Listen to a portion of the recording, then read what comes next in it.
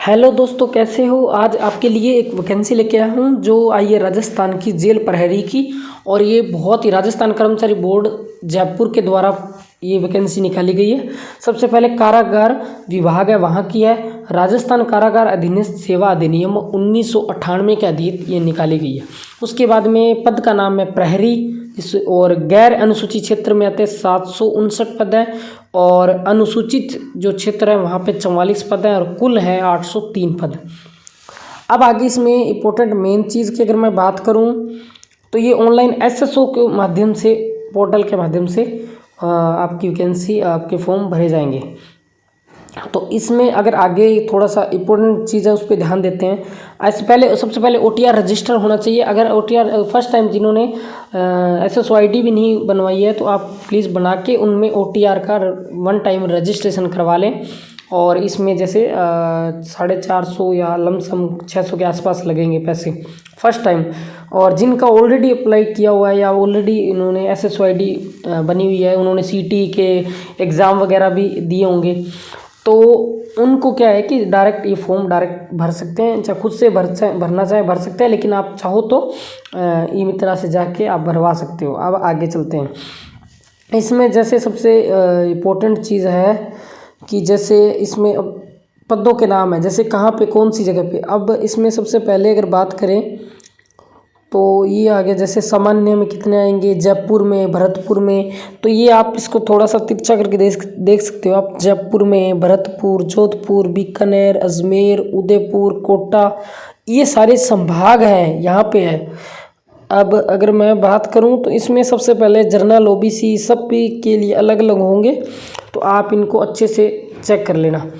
और ये उन्होंने बोला हुआ अन्य पिछड़ा वर्ग के 600 रुपये, मतलब आपका 1 टाइम रजिस्ट्रेशन के 600 रुपये लगेंगे। अब आगे बात करते हैं। अब यहाँ पे थोड़ा डिटेल में देखते हैं। जयपुर के अंदर अगर उत्कृष्ट खिलाड़ी है तो उसके 3 पद हैं, अनारक्षित वर्ग है उसके 10 है, अन्य पिछड़ा वर्ग है उसके 4 है। और अनुसूचित जाति SC ST के हैं, SC के हैं, तो SC के हैं तो उनके लिए 2 है और ST के लिए है वो 3 है। और आर्थिक कमज़ोर वर्ग है EWS के 2 हैं। और अति पिछड़ा वर्ग जो है MBS होता है, जो MBC तो उसके हैं 1 पद। सेम इसी प्रकार जैसे अब बीकानेर की बात करें, बीकानेर में भी होएगा। तो सारे संभागों की ये पूरी डिटेल में आप चेक कर सकते हैं कि उनमें कहाँ पर कितने पद हैं। और उसके बाद आगे चलते हैं। अब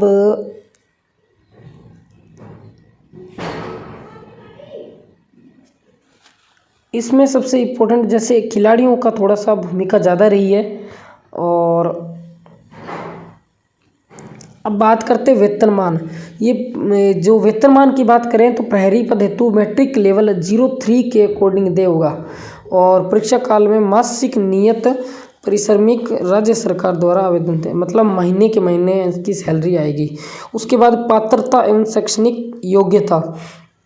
प्रहरी की बात करें तो सबसे पहले भारत में विधि द्वारा स्थापित किसी भी मान्यता प्राप्त बोर्ड सेकेंडरी द्वारा राज्य सरकार द्वारा समतुल्य घोषित अर्हता का होना चाहिए। कहने का मतलब 10th की मार्कशीट होनी चाहिए। उसके बाद देवनागरी लिपि जो हिंदी भाषा का या राजस्थानी भाषा का ज्ञान होना चाहिए। उसके नोट, परंतु ऐसा व्यक्ति अगर जो सीधी भर्ती हेतु नियमों के अनुसूचित या उल्लिखित पद के लिए अपेक्षित शैक्षणिक अर्हता वाले ऐसे पाठ्यक्रम के अंतिम वर्ग की परीक्षा उपस्थित हो चुका हो या चुकी हो या उपस्थित हो रहा है या रही है तो उस पद के लिए आवेदन करने का पात्र होगा, किंतु उसे जहां चयन लिखित परीक्षा साक्षात्कार के 2 प्रक्रमों के द्वारा माध्यम से किया जाएगा। सबसे पहले एग्ज़ाम होगा, फिर इसके बाद में उसका फिजिकल होगा। अब आगे बात करते हैं। अगर पुरुष की बात करें, अब PET ज़रूरी है। अगर पुरुष के अकॉर्डिंग बात करें तो 5 किलोमीटर दौड़ होगी और अधिकतम समय निर्धारित दिया जाएगा 25 मिनट के अंदर। अगर 5 किलोमीटर की दूरी तय कर लेते हैं तो इसके लिए एलिजिबल है। महिला के लिए भी 5 किलोमीटर दौड़ है, लेकिन उनके लिए 10 मिनट एक्स्ट्रा है, 35 मिनट रहेगा। अब आगे बात करते हैं। अब चेस्ट की बात करें तो न्यूनतम जो हाइट मांगी गई है, देखो 168 सेंटीमीटर। और सीने का फुलाव कम से कम मिनिमम 5 सेंटीमीटर होना चाहिए। बस ये ही थोड़ा सा इम्पोर्टेंट है। और 2 माह के भीतर पीटी या पीएचडी करवाने के लिए प्रार्थना पत्र देगा। मतलब जब भी आपका एग्ज़ाम क्लियर हो जाएगा, आपका एग्ज़ाम क्वालिफाई होने के बाद 2 महीने के अंदर अंदर आपका ये पीटी हो जाएगा, आपका क्लियर हो जाएगा। और ऊंचाई की बात करें, ये इन्होंने महिला की, पुरुष का तो बता दिया था, तो इनका मतलब 86 सेमी सीना होना चाहिए, 168 सेंटीमीटर हाइट होनी चाहिए और 68 के अकॉर्डिंग इनका वेट भी होना चाहिए।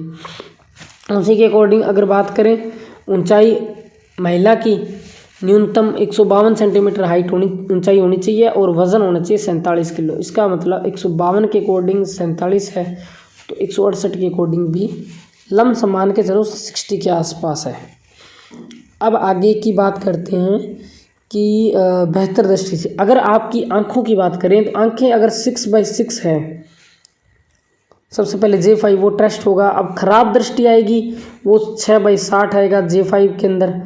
और J5 में अगर आपका चश्मे सहित बेहतर दृष्टि, अगर चश्मा लगा हुआ है उसके बाद भी 6/6 आ रहा है तो आप एलिजिबल हो।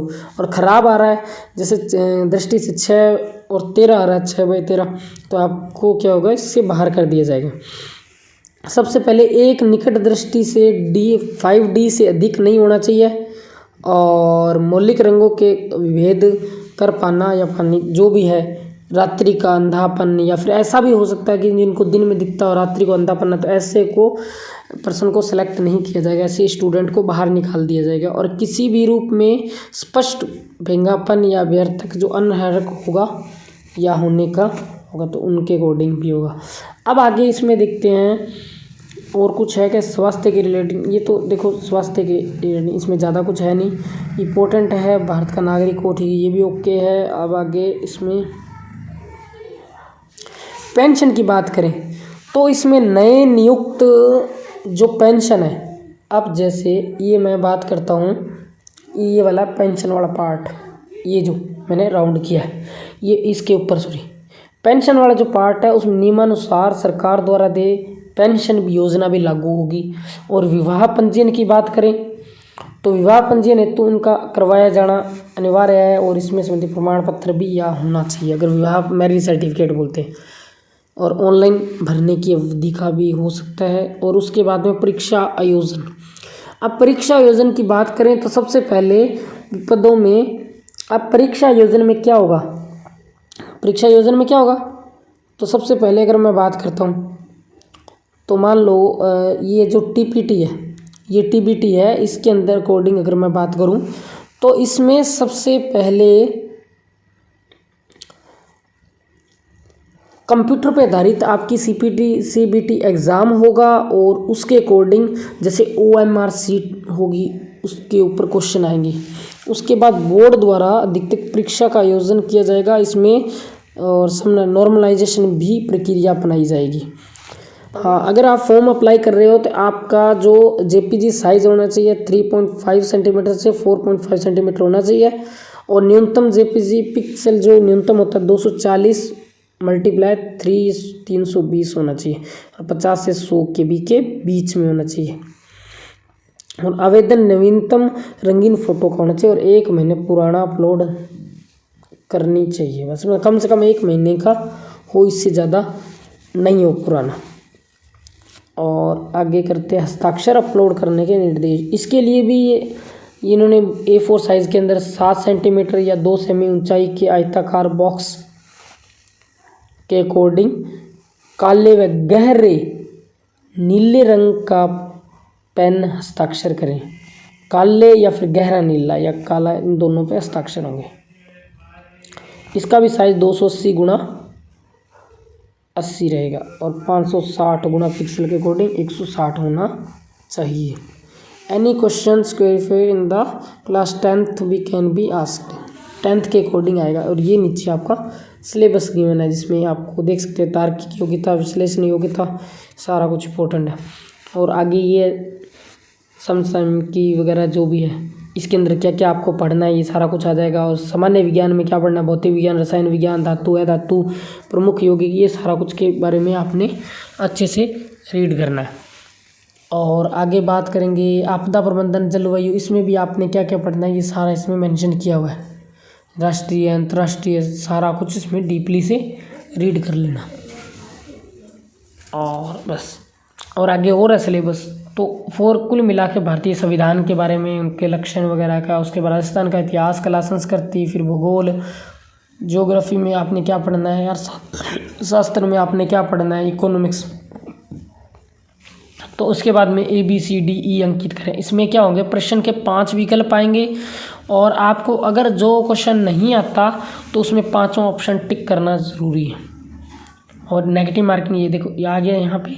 नेगेटिव मार्किंग कहाँ पे है, ये है आपका नेगेटिव मार्किंग है आपकी ये 1/3 नेगेटिव मार्किंग है।